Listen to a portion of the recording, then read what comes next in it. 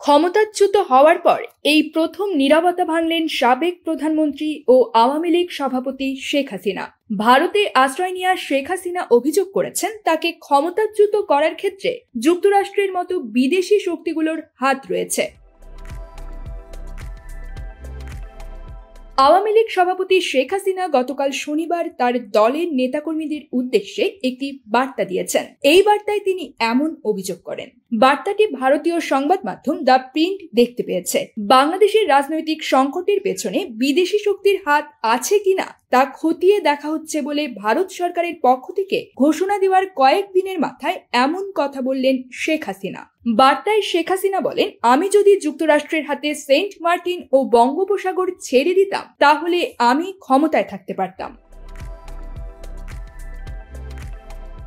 অনেকদিন ধরেই যুক্তরাষ্ট্রের সঙ্গে শেখ হাসিনা সরকারের টানাপোড়েন চলছিল। চলতি বছরের জানুয়ারিতে অনুষ্ঠিত জাতীয় সংসদ নির্বাচনের আগে শেখ হাসিনা বলেছিলেন তিনি এক শ্বেতাঙ্গ ব্যক্তির কাছ থেকে একটি প্রস্তাব পেয়েছেন। তাকে বলা হয় বিমান ঘাঁটি করতে দেওয়ার বিনিময়ে তিনি সহজে ক্ষমতায় আসতে পারবেন। শেখ হাসিনা এ ধরনের বিদেশি শক্তির দ্বারা ব্যবহৃত না হওয়ার জন্য নতুন অন্তর্বর্তীকালীন সরকারকে সতর্ক করেছেন। শেখ হাসিনা বলেছেন, লাশের মিছিল যাতে দেখতে না হয় সেজন্য আমি পদত্যাগ করেছি। তারা আপনার লাশের উপর দিয়ে ক্ষমতায় আসতে চেয়েছিল, আমি তা হতে দেইনি।